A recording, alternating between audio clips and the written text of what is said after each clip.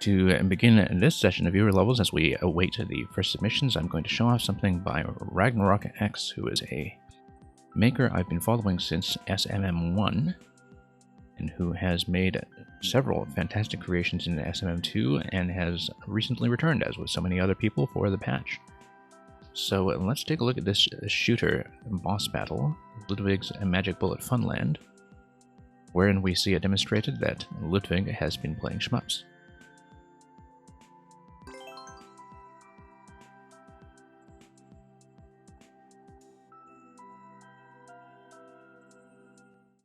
Now, Ragnarok X is a maker with a very rich technical understanding of the game, so I'm always eager to see what kind of new tricks he shows off. And that seems to be the new trick he shows off. Okay, so Ludwig is going to fire rather wildly, and then we are going to dodge quite carefully, and it looks like this will probably be on an off-screen timer, like what you see here. Interesting. How, oh, I guess the bounce collision text just makes 7 of them stack together. That's my assumption here.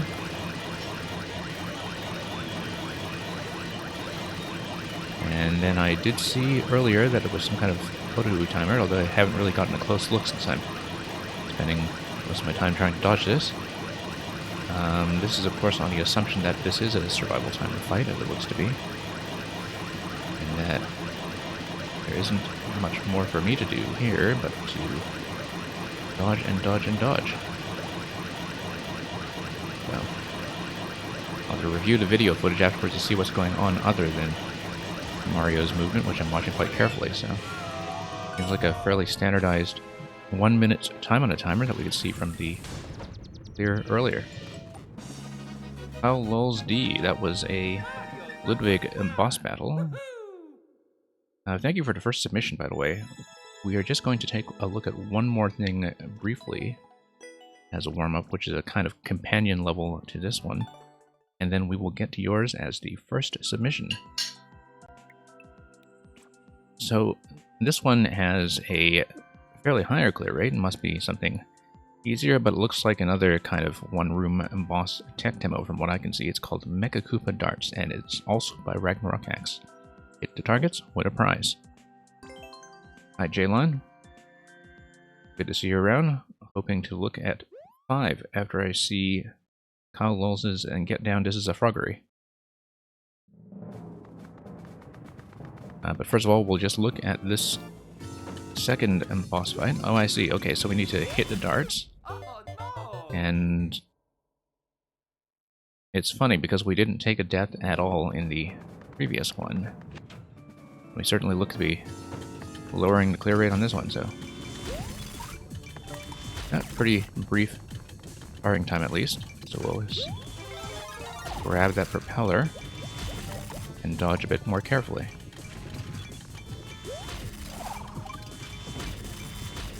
And then now let's think about hitting the darts themselves. I see that maybe leading the cannonballs into the question blocks is probably the solution here.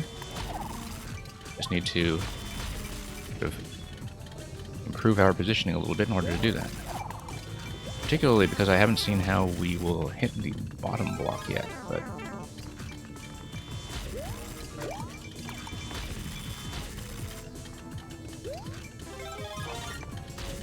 whoa.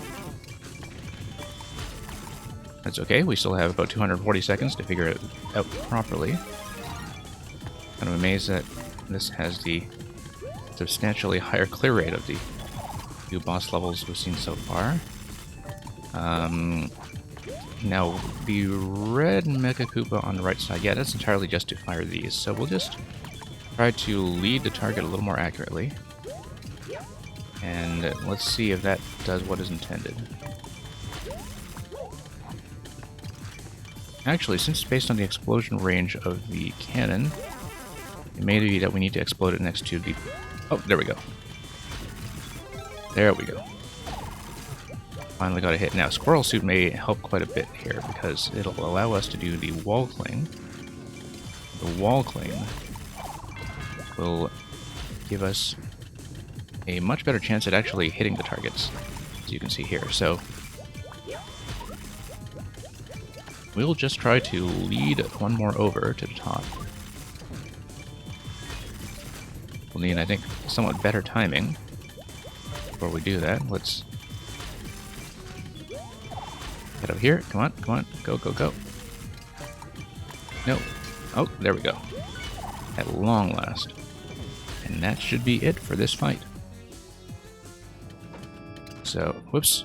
Oh, whoops. That's a mistaken input right there.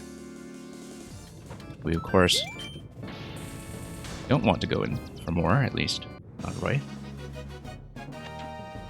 Not right away, rather. So, we will...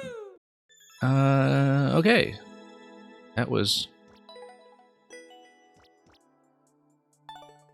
pretty interesting as a one-room boss concept, so we will proceed to the queue. Thank you for the GGs. Now, I see that Ragnarok X also has a world up. I presume that it might be a world composed of some of the combination lock stages that were put up some months ago, in which I highly recommend.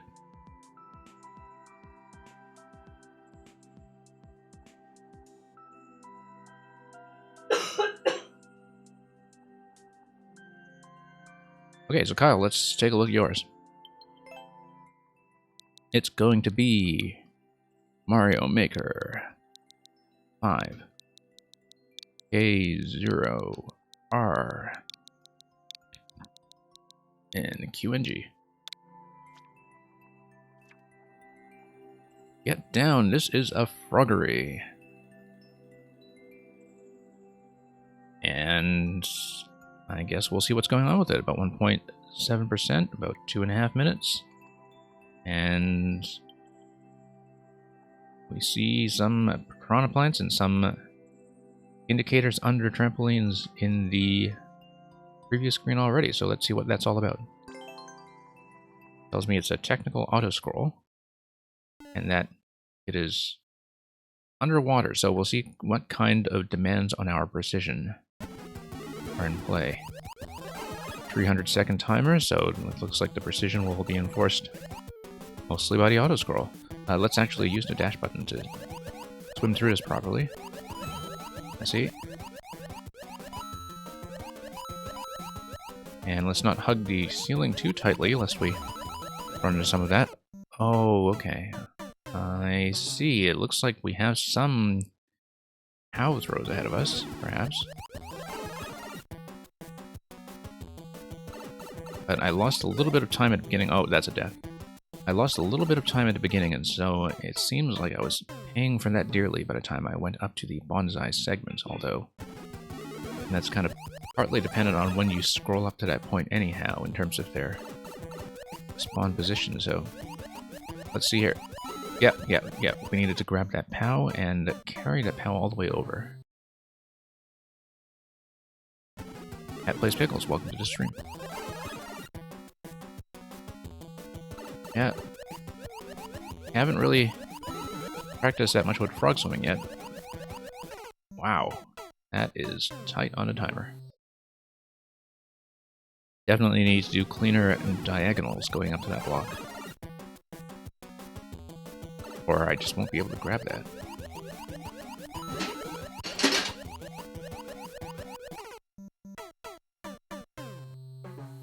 Now I assume, of course, given the directional indicators and the fact that we had a muncher block where we died previously, that is very much required, so... Okay. I do like the coin indicator there to tell you that you did, in fact, successfully retrieve the POW. Oh, no, I should have thrown into the bonsai, probably. Although, that makes me wonder about that underwater interaction, because we need to get through both bonsais and the muncher, and I see 2 throw indicators there, if I'm reading that correctly.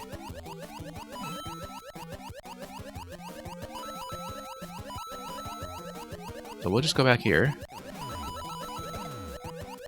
Oh, I see. So underwater you can throw it and you can re-grab it because the POW has not yet impacted on any surface. And so that's how you get through bonsais. You throw, knock it out, and then you have to re-grab it.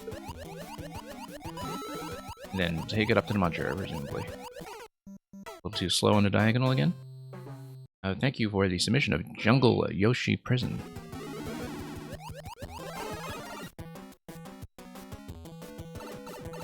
Ogner, welcome to stream. That was a total miss. We just didn't even hit that thing, as we would have known from not hearing the coin. And thank you, Ogner, from RQ for Bowser Jr.'s Spooky Swamp Cruise. Sorry, trying to look over at chat and play at the same time doesn't always go well for one of those things.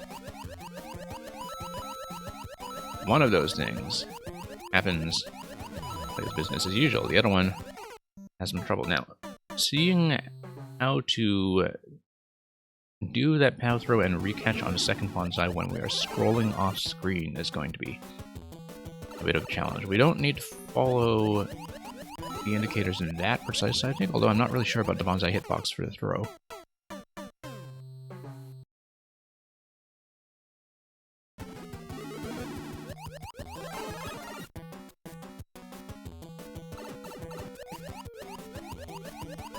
I'm currently playing with this with a D-pad, but given the amount of directional changing that goes with the swimming, I almost wonder if it's better to play with a stick.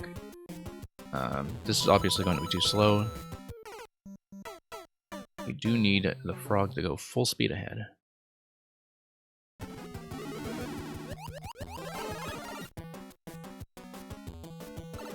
Matthew YT, thank you for the submission.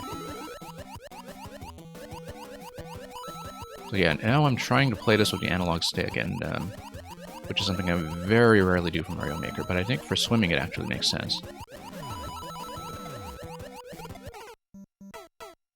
Let's throw off my kind of familiarity with the controls and my precision a little bit, but it's something that I discovered back when I was playing Retro Donkey Kong, that the analog stick tends to work much better for water levels that have this very rapid directional shifting, so that's something that I might play with as well. And yeah, it is an eternal struggle, because I have the issue where, you know, my Switch Pro Controller D-pad is the Switch Pro Controller D-pad, with everything that it kind of implies. And my Joy-Cons, while they're very precise for grid inputs, because of the way you can just tap the buttons, but these sticks have a massive problem with drift that I still haven't properly fixed up. So, and it's really too bad because, you know, in all other respects, except for those defects, the design of the Joy-Cons themselves are probably the most comfortable I've ever found any controller, and so it was just a perfect controller for most cases, not so much for Mario Maker, obviously, until the drift issues started escalating. No, completely missed. Completely missed. So, Matthew YT, worlds use your Maker ID. If you submit your Maker ID, then I am able to click through to the world. So, for those of you who do submit Maker IDs, you want to make clear whether you are submitting your world or if you just want me to pick a level from your list.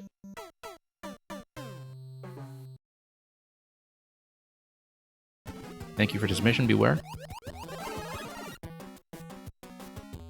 Got a lot of submissions coming in early today. So I hope most of you are able to stay to see yours played. I will say that we tend to get a mix of short levels and longer levels.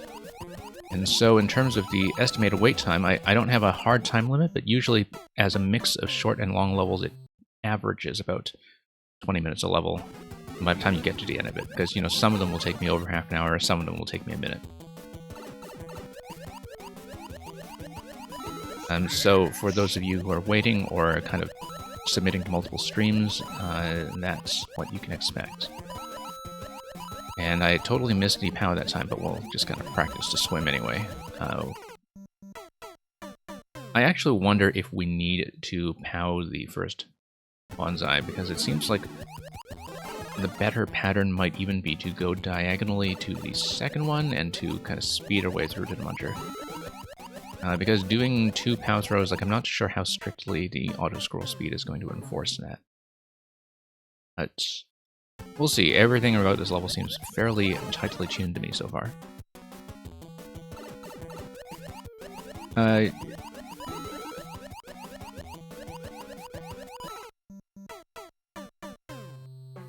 Sorry, Matty YT, you know, if you want to change a submission or send us a different code or something when you come up, just tell me that when you are called up.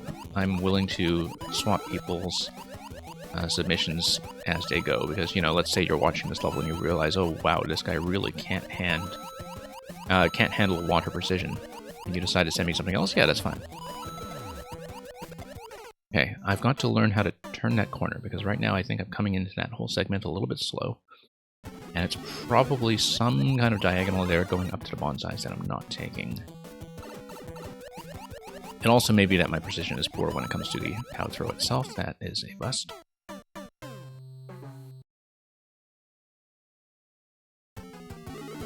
And thank you, Derek, for the submission of perforating projectile riding. And yeah, I agree, it always is good to experiment a bit. That is how I like to play levels, and indeed video games in general, as I tend to poke around to see whether there are alternate methods for things, or things we can optimize, things we can break. So might not get us closer to actually passing the level, but we can develop a better appreciation for how precisely it has been laid out and how tight the locks are. Derek, I do not play levels that people do not stay. Sometimes I realize that, you know, some people might be ducking into another stream, or they might have to come back and forth, and that's fine. Like, people tell me, oh, hold me off for half an hour, I'm on lunch break or something.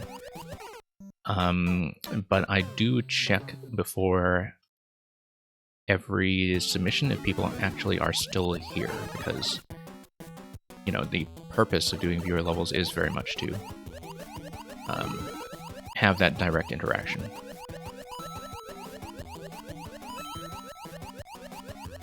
But yeah, sometimes I'll, you know, if people don't respond to me if I call for them, sometimes I'll just kind of bump them back one spot and give them a second chance. It sort of depends. I'm like a little bit more lenient with people who are regulars that I already know are people I can trust and are serious, but generally the policy is you do have to be in chat, and it's preferred if you speak up in chat just to make sure. And that is, I think, the policy that most of the viewer level streamers will have, just to keep things manageable. So, I hope that works for you.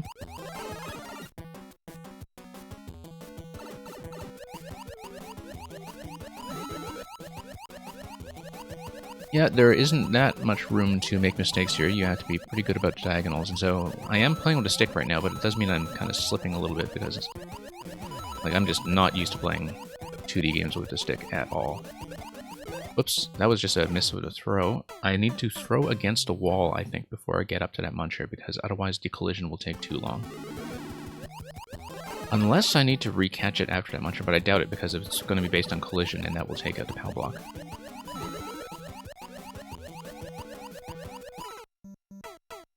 It's incredible just how powerful munchers singularly are in all of Mario Maker, simply because they're the one enemy where collision actually behaves like collision. It's always a little bit surprising if you go back to the official Mario games to discover that other things behave that way as well. Okay, we have not yet picked up enough speed to get up to that one-way panel. That one-way panel is going to enforce, I think, quite a tight corner when it comes to getting around the Cheep Cheeps. Now, the clear rate on this is about just under 2%, and so that actually seems like it's on the high side for the level of precision that I'm seeing so far, so I assume that this level isn't actually that long as a result. Or maybe it's only been sent to good players.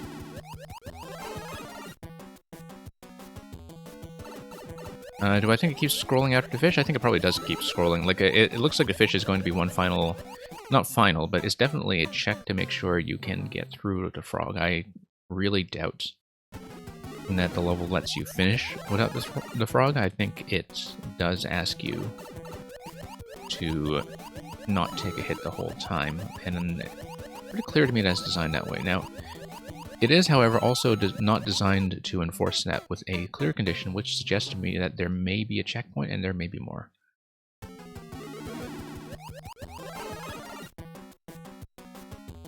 But yeah, I would not have expected a sort of high 1% to 2% clear rate from this one, given how the corners feel so far. I mean, I guess the swimming itself in the middle segments here is fairly roomy, and so you just need to be very good about the how throws, but I'm definitely losing a lot of precious time with the swimming itself. Pause and check world record? Yeah, I can. Maybe before the next death or afterwards. Oh, whoops. That's just a miss. Actually, 2 minutes 30. I am pretty sure there will be a checkpoint, yes.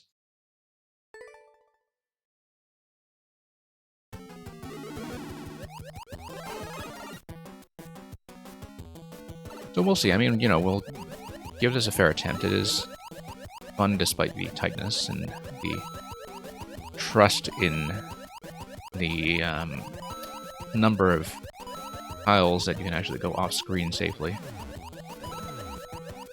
That's the only thing, is that, you know, oops, we should not have taken that so high to begin with. We should have dropped the power right away and turned that corner as tight as we can. I mean, whenever you see anything auto-scrolling in Mario Maker, and I say this as somebody who actually just published an auto-scroll level the other night, well, a level with an auto-scroll section, is that you really begin to feel constrained vertically, and I think part of it is just that, you know, the original games were just never designed with this widescreen aspect ratio. So now we are so used to having so much space to play with horizontally, in terms of the number of tiles that are available to us, and we can really feel how compressed everything is vertically. Because, you know, our sense of space in Mario Maker has kind of expanded to fill the widescreen layout. Probably not so much of an issue if the newer styles are in place, simply because the NSMBU style, obviously, is based on a natively widescreen game. And 3D World, well, I mean, everything is just kind of huge and blocky in 3D World. But with autoscroll levels, yeah, particularly vertical autoscroll, I think we really feel the change in aspect ratio. Despite the fact that we technically have a larger canvas to work with, just from all the added space horizontally on the x-axis. I'm not making diagonals tightly enough, for sure. Like, I'm already feeling like I won't make it on this attempt. And sometimes I can tell early, like, that I don't have the precision to round some of the corners. So you can see, yet there's a donut block that is past the Cheep Cheep with a number of coins. That feels like it might be the end of this segment.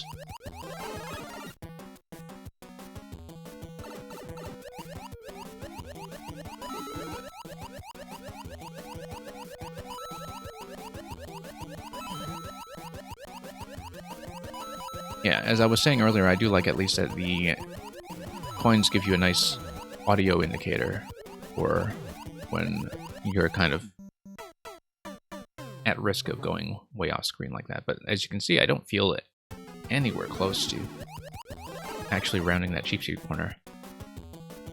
I almost wonder if that one-way panel there is designed for you to slam into it when you're just about to go off screen. Because then at least you can get that impact from the sound effect, and if you are playing with a standard Nintendo controller, then also the rumble, I think. Thank you for the submission of Purgatory.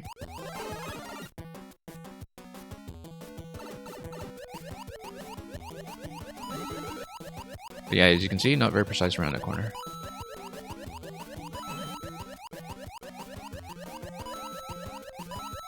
And I'm actually probably going horizontally too wide when I'm turning the corners on that segment there, and then that's leaving me too slow going into the bonsai segment.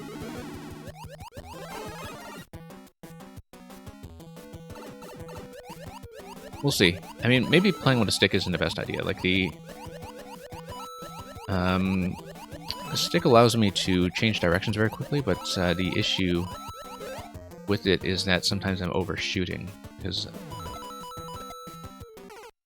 yeah, you don't really, you know, let up on a direction with the same precision that you would when you just release on a D-pad.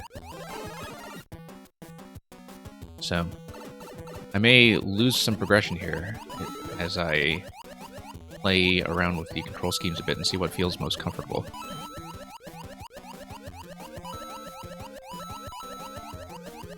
I've played a number of frog levels already, but this is the most intensive one I've seen so far that involves using a frog for swimming rather than... Okay, so we actually did round that corner. We do need to trust it blindly a little bit. Like, it actually is safe to go corner to corner in that segment. I was a little bit slow to react at time, but I think I know how to handle it. There is, as I suspected, a way in which the one-way panels and also the kind of corner-to-corner layout there allows you to find a pattern for dodging the fish, even if you are going to be playing somewhat off-screen. Okay, you see overshooting a little bit. Yeah, I would expect a checkpoint fairly soon. It certainly looks like that with all the bonus coins up top. That seemed like a temporary reward for where you are going. So...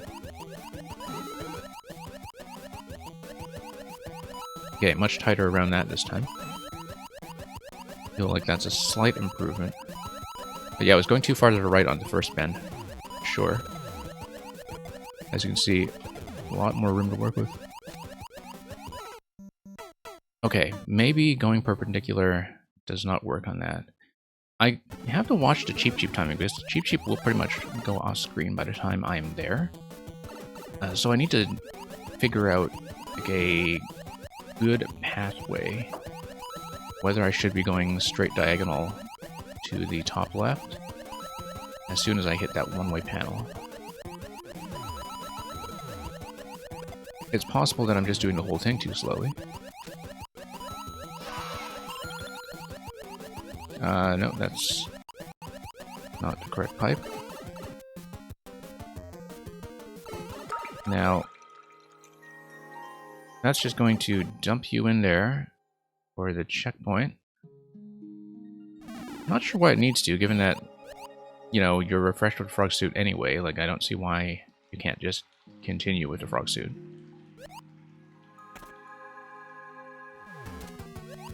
And I guess the note block up top is there to... I actually didn't get a good look at it, but let's hit some trampolines. We saw this. This is the opening screen, of course. And there is going to be something that we need to trigger in order to fall on the bomb. You see the music note block over the bomb.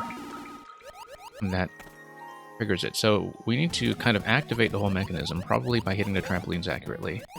And that will activate the bomb that activates the on-off switch. I'm making a mess of this so far, but the fact that it's horizontal auto-scroll already makes me feel like it's going to be easier. Just in terms of being able to look further ahead. Okay, so it is safe to swim directly for it under the bonsais. It's not safe to do that, obviously. And interestingly, that is an additional E-block indicator that is under the hard block. You'll see what I'm talking about when we get back there in just a moment. Oh, whoops.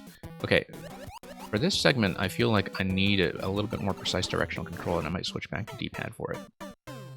Hey, B-Boy.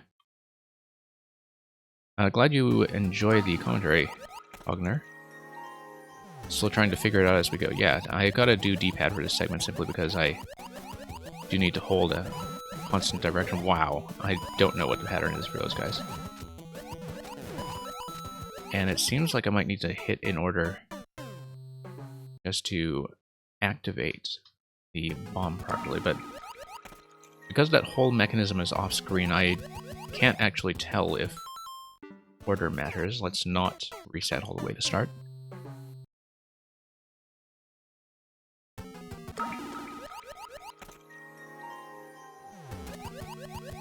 Okay, let's continue.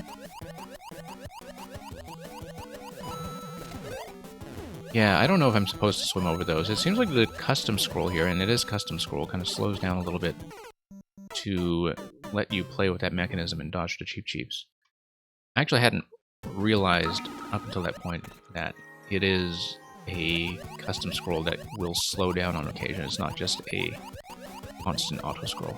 Still not sure about this second block here. I think maybe we do have to go under. Like, I don't know if we have time to do it though because of the Cheep Cheep pattern.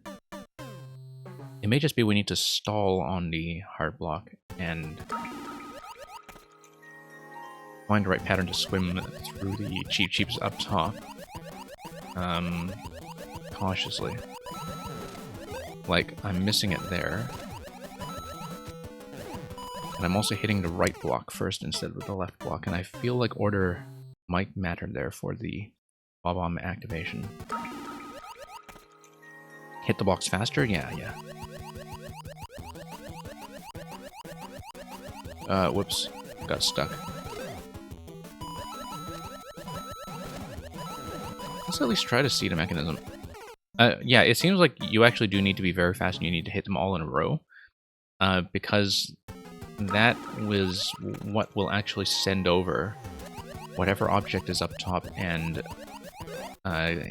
triggering the bomb. Like, it seems like if you are properly precise, like if you actually hit the right timing window for this, the Cheep Cheep should be precisely timed to let you through.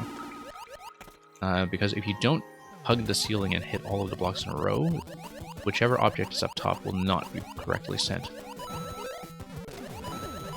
But it does mean that we can't afford to lose a little bit of distance from turning the corner like we did there. Like, we turned the corner a little bit high there, and just came into that whole block segment late.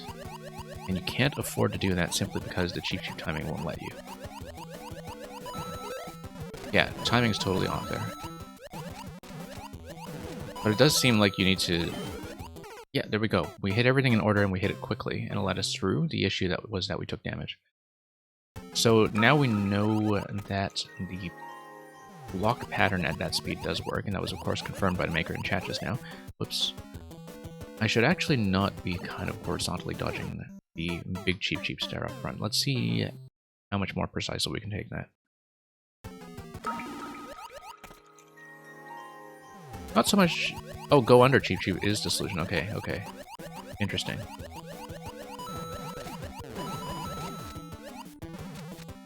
Too slow, I think? No, there we go. It's just hard to tell because the mechanism is off screen. Okay, same thing here basically as with the bonsais in the first segment. You just need to tap them with the power blocks and a recatch, and then we'll deal with Boom Boom when we get to him. Okay, so it actually does give you enough of a timing window to swim under. It's just that the release of the Bob-omb and the Bullet Blaster comes very late, so it's very difficult to see that it's happening. But if you just kind of hug the wall like that... Whoa, okay, tight corner. Yeah, it kind of looks like a zone control thing where it's there to make sure you don't get ahead of the auto-scroll, because...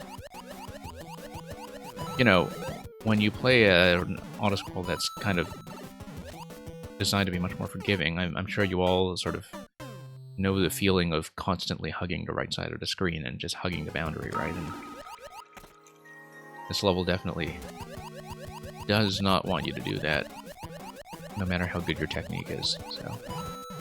no, hugging that corner too tight.